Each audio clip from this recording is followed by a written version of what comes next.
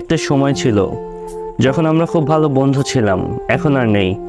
কারণ এখন হয়তো বা আমার সেই জায়গাটা অন্য কেউ নিয়েছে। অবাক তো লাগেই, তাই না ভাই, এগুলো দেখে যে এই আমরা আগে একটা সময় ছিল যখন একসাথে থাকতাম, চলাফেরা করতাম, কথাবার্তা বলতাম, আড্ডা দিতাম, মন খারাপের কথাগুলো না বলতে বুঝে নিতাম। আর এখন সবাই সবার নিজের গতিতে ঠিকই এগিয়ে যাচ্ছে, পিছিয়ে আছি শুধু আমি একা।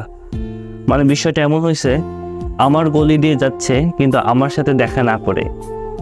জীবনে নতুন বন্ধু আসে, জীবনে নতুন মানুষ আসে, তাই বলে বন্ধুদের সব বন্ধুত্বগুলো হালকা হয়ে যাবে এমন কোনো কথা আছে নাকি লেখা কোথাও?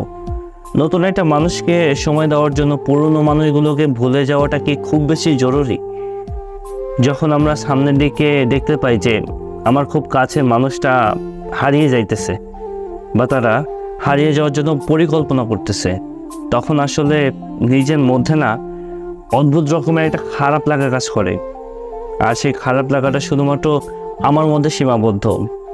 শোনো, যে মানুষটা ইগনোর করে সে কখনোই বুঝতে পারে না যে ইগনোর করার কষ্টটা কতটা তীব্র হতে পারে। আর যখন নিজের মানুষগুলো কষ্ট দেয় বা ইগনোর করে, এই জিনিসটা যখন নিজের মানুষগুলোই বুঝতে পারে না, তখন ব্যাপারগুলো খুবই খারাপ পর্যায়ে যায়। সময়ের সাথে সাথে না বন্ধুত্বগুলো হালকা হয়ে যায়। হ্যাঁ, এটা সময় ছিল যখন আমরা খুবই ভালো বন্ধু ছিলাম, কিন্তু এখন সময়ের পরিবর্তনে আমাদের বন্ধুত্বগুলো হালকা হয়ে গেছে।